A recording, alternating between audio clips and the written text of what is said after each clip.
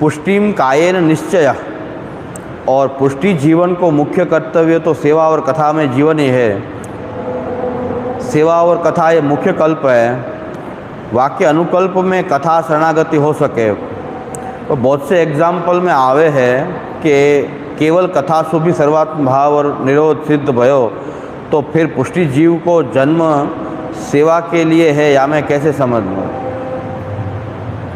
कथा थी सर्वात्म भाव के मानसी पण सिद्ध थई सके छे,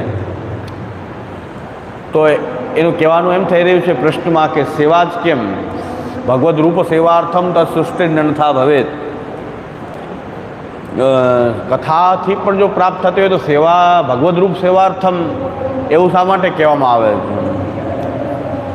भगवत सेवानी अंदर भगवाननो साक्षात स्पर्श दर्शन ए लाभ प्राप्त थाय छे, कथामां शरूआतमां नथी थतो। कहेવાનું तात्पर्य છે કે ભગવદ રૂપ સેવાર્થમ તત્સૃષ્ટિર્નન્યથા ભવેત। તેમાં સેવા કથાથી પણ જો થઈ જતું હોય તો સેવા માટે જ સૃષ્ટિ છે એવું કહેવાને બદલે કથા માટે સૃષ્ટિ છે, આવો કંઈક અર્થ પ્રશ્નમાં લાગી રહ્યો છે। પણ ભગવત સેવાની અંદર શરૂઆતથી જ ઠાકોરજીનો સ્પર્શ દર્શન આદિ સેવા ટેલ પ્રાપ્ત થાય છે, અને કથામાં એ સાક્ષાત સર્વ ઇન્દ્રિયોનો વિનિયોગ શરૂઆતથી થતો નથી। એ વાણી મન એનો વિનિયોગ થાય છે, શ્રવણેન્દ્રિયો છે, વાણી છે, મન છે, એનો વિનિયોગ થાય છે, પણ સર્વેન્દ્રિયોથી જે ભગવત સેવા જે છે એમાં વિનિયોગ જે શરૂઆતમાં જ થાય છે એવો કથાથી શરૂઆતમાં કથામાં થઈ શકતો નથી।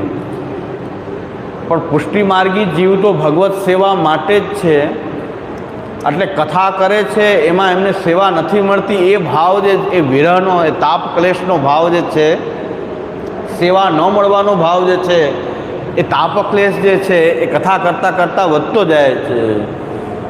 જો કથામાં પરિતૃપ્તિ થઈ જતી હોય, સેવા માટે સૃષ્ટિ છે એને સેવા નથી મળતી, તો કથા કરતાં કરતાં એમને એ સેવાનું લેકિંગ જેને કહેવાય, સેવા ન મળવાનો જે ભાવ જે તાપ ક્લેશ છે એ વધતો જાય છે। એટલે જ તો એનો વિરહ વધી વધીને અંતે સર્વાત્મ ભાવ એ સુધી પહોંચે છે। એ વિરહ શેનો થઈ રહ્યો છે?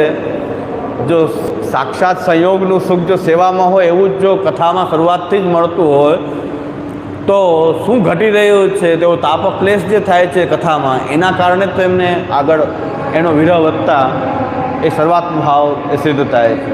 એટલે ભગવદ રૂપ સેવાર્થમ તત્સૃષ્ટિર્નન્યથા ભવેત, અને ગ્રંથમાં અંતે સેવા ફલ છે, કથા ફલ ગ્રંથ નથી।